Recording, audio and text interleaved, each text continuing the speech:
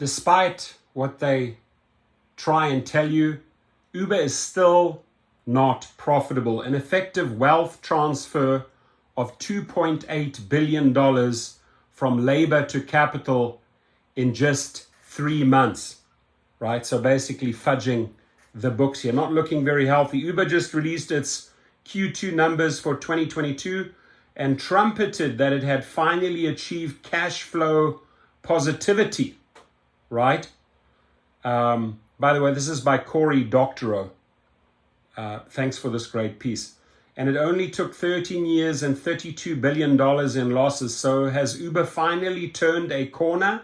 Will the company finally attain profitability and repay those billions? Nope, nada.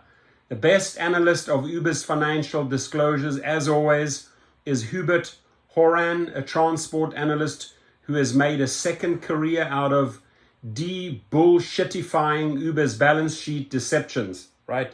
De-bullshitifying, I love that. Uber's balance sheet deceptions, proving that the company is a bezel, the magic interval when a confidence trickster knows he has the money he has appreciated, but the victim does not yet understand that he has lost it. Every bezel ends. Uber's days are therefore numbered, but Uber is a bezel, and so long as new suckers can be found to buy up the company's stock, its existing investors can cash out and run for the hills in advance of the collapse. Uber management devotes substantial energy to polishing turds, bringing a deceptive gleam to each quarter's results to lure in new money. I've always said that, right? And there's the idiots that keep on protecting the stock. They're just bullshitting you, ladies and gentlemen. Last quarter, Uber trumpeted its first profitable quarter. They lied. In February, Horan did an especially fantastic job dissecting Uber's lies. We do that very well on this channel, revealing the accounting tricks behind Uber's Q1 profitability.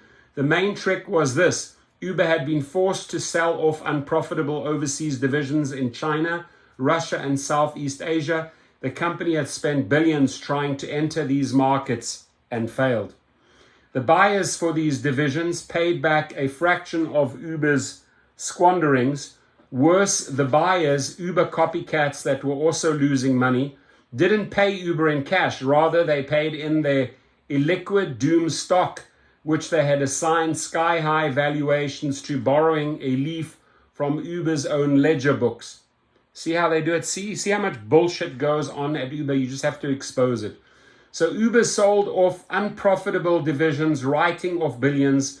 It swapped these divisions for junk shares in doomed companies whose own accounts were works of absolute fiction. It claimed those junk shares were worth vast fortunes, called them an investment, and declared that it had turned a profit. That was the secret to Uber's Q1 22 profits. Even if you accept Uber's bizarre valuations of these companies, this maneuver should not send you out to buy Uber stock. After all, if the only way Uber can turn a profit is to sell off overseas divisions and exit major money markets, the company won't be profitable for very long. Claiming to have turned a profit by selling off a third of the company is like claiming to have saved yourself from starvation by eating bone with your legs. Eating both your legs. What are you going to eat tomorrow? Your fingers, your arms, your ears? Which takes us nearly to Q2 2022 and H1 2022, where once again Uber is claiming to have attained profitability. How have they managed this incredible trick? Is the company finally going to deliver on its $32 billion promise of losing money on every ride but making it up in volume? Nope, nada. Horan's latest analyst lays bare the latest bag of accounting tricks deployed by the company. Summed up in a single line, Uber has completely abandoned its original failed corporate strategy and has reverted to a lousier version of what traditional taxis had been doing for years. Anyone who's taken an Uber since the lockdowns lifted knows that the company's prices have skyrocketed. What you may not know, unless you drive for Uber, is that the company has also slashed driver pay over that same period.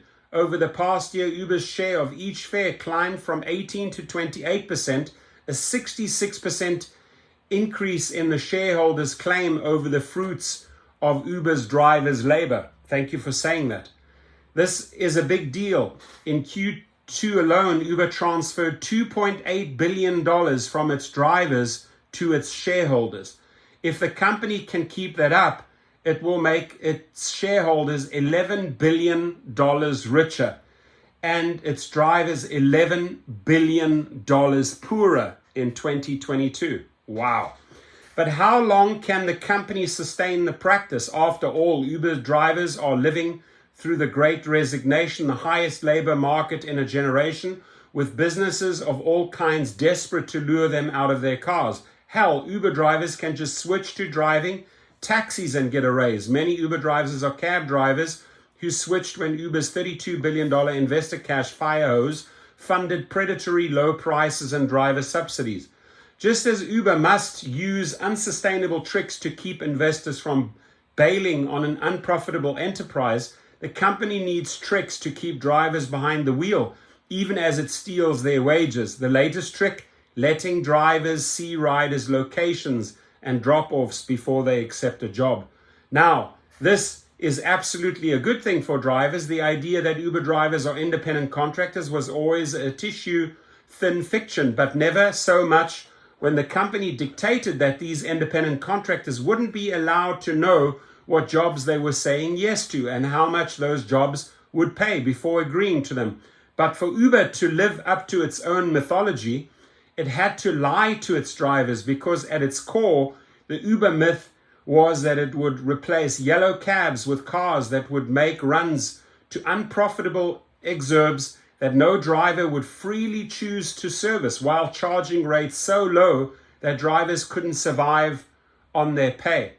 Uber drivers were never going to freely choose to make runs to outlying areas and then deadhead back to the center of town, earning nothing as they made their way back to the place where their next fare was waiting. The only way to get drivers to make these runs was through coercion. First, hide where the next job was until the driver accepted it. Next, penalize drivers who canceled unprofitable jobs after accepting them.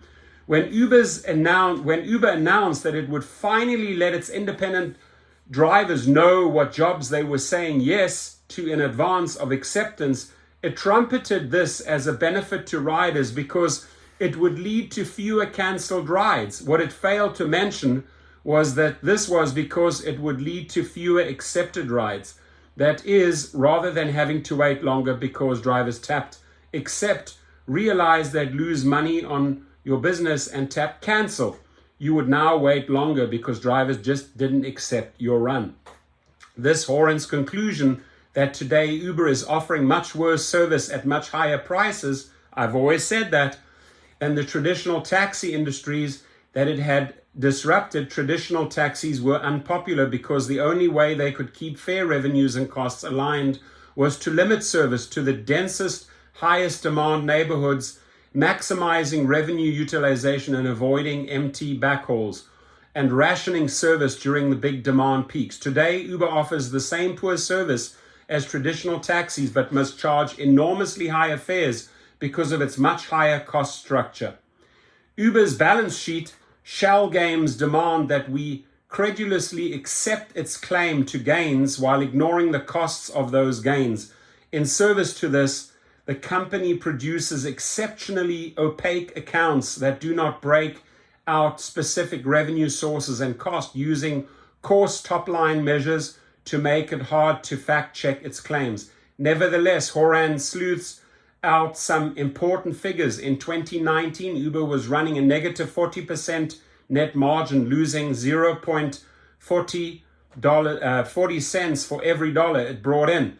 It was spending $5.16 on average per trip and averaging $1.89 in revenue on each trip. In past year, Uber has increased its year-over-year revenue by 105% and its operating expenses went up by 72%. Today, the company earns $4.39 per trip and spends $4.69 per trip, narrowing its Q2 2022 operating margin to negative 8.8% and its net margins to negative 11.4%. Hypothetically, if the company continues to raise prices and cut worker pay, it can continue to narrow the gap until it breaks even. But can Uber actually do that? Nope, nada. Take Uber's wage bill. The company bet big on formalizing its program of worker misclassification, teaming up with Lyft and other gig work companies to spend $225 million to pass California's Proposition 22, which would allow the company to abuse its drivers with impunity. But sloppy drafting errors led to the California Supreme Court striking down Prop 22 in its entirety. A similar attempt to pass a worker misclassification ballot initiative in Massachusetts also failed, not even making it to the ballot thanks to a misleading summary of the voter guide. The Massachusetts debacle cost its backers $100 million. The failure to formalize worker misclassification, combined with a historically unprecedented tight labor market, combined with rising federal and public support for unions, is extremely bad news for businesses whose path to profitability depend on workers so desperate that they would put in 16 hours a day and still need food stamps. No wonder there's a coordinated effort among the capital classes to engineer a global recession. When it comes to customers, remember that riders have alternatives to Uber. Take a Lyft.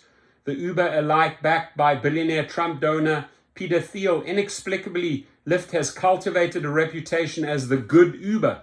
While Uber follows Uber's lead in failing to break out gross customer payments, its revenue relative to volumes only grew by 12% in Q2, while Uber's grew by 66%. This means that Lyft is doing less gouging of riders or drivers or both than Uber. Lyft, like Uber, is a bezel. And like Uber, Lyft is desperate for misleading accounting figures that it can trumpet to investors to goose its share price so that the original scammers and their early marks can exit, clutching bags of cash. A campaign by Lyft that aimed at Uber's spiraling prices could easily tempt Uber riders to becoming Lyft riders. Likewise, a campaign aimed at drivers promising a greater share of revenue could prompt an exodus of Uber drivers. As tech stocks and other speculative asset classes like crypto, creator gamblers, and are desperate for new sure thing, and both Uber and Lyft have benefited from that, the company's misleading Q2 figures prompted a rise in their stock prices. That rise can entirely be attributed to three magic words: adjusted EBITDA, profitability, or more specifically one word, adjusted.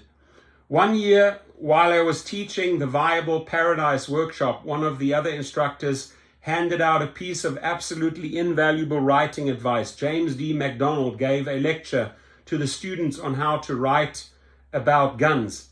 MacDonald is a veteran with extensive firearms experience, and he explained how even minor technical errors in a writer's depiction of a gun would prompt floods of derision from his fellow gun people. But Jim explained there is an easy fix for this. Just add the word modified to any gun you write into a scene. If your protagonist takes aim with a modified Glock 19 and then accomplishes something technically impossible with a stock Glock 19, the gun obsessives in your readership will tie themselves in imaginative knots to figure out what flandishly clever modification you had in mind and credit you for your deep knowledge of firearms. Adjusted EBITDA is the modified Glock 19 of balance sheets. Its subtext is, while lesser companies may use generally accepted accounting practices to report their finances, but here at Uber, we know so much more than them that we have created our own superior form of accountancy. If you doubt its superiority, merely consider that with plain old EBITDA, your company is hemorrhaging billions. But once we adjust that EBITDA, we are raking in fortunes. Who can deny our brilliance? Just as Douglas Adams' Hitchhikers carried a towel for its immense psychological value, Uber and Lyft derive great PR value from their adjustments to their balance sheets. Non-hitchhikers assume that any hitchhiker with a towel will automatically assume that he is also in possession of a toothbrush, face, flannel, soap, tin of biscuits, flask, compass map, ball of spring, gnat spray, wet weather gear, space suit, etc. More importantly, the non-hitchhiker will then happily lend the hitchhiker any of these or a dozen other items that the hitchhiker might accidentally have lost. Likewise, the self-styled brilliant investor who are mid-bezel and still think they have the money the confidence trickster has made off with will look at that word adjusted and assume the managers at Uber are on a glide path to world dominance. Uber's bag of tricks is nearing its bottom. Its fantasy of magic self-driving robo-taxis is over. The company spent $2.5 billion to make a car that had a fatal crash every 0.25 miles and then had to pay another company $400 million to take the division off its hands. Same for the fantasy that it can attain profitability by throwing billions at failed overseas expansions and then make up for it by selling those companies to other failing businesses who claim their useless stock is worth a fortune. Also, the fantasy that all Uber needed was to jettison the rapey frat bro who founded the company and replace him with a cultured fellow who thinks rape is bad, actually. But every bezel ends. The Saudi royals who provided much of the billions used to prop up the Uber bezel in its first decades cashed out with the company's IPO. The company may lure in some new suckers and delay the exodus of current bag holders with its current fantasy of infinite price hikes and wage theft. But that's a fantasy too. Riders who face spiraling prices will drive their own cars or take a bus or take a cab or take a Lyft. Drivers who face spiraling wage cuts will drive a cab or take a job elsewhere or switch to Lyft. Uber is a bezel and every bezel ends. Unbelievable. This piece is probably one of the best pieces I've read. Corey Doctorow, I'm going to leave your link below. Phenomenal. Leave your comments, please. Brilliant, brilliant piece. Speaking the truth. Love this guy.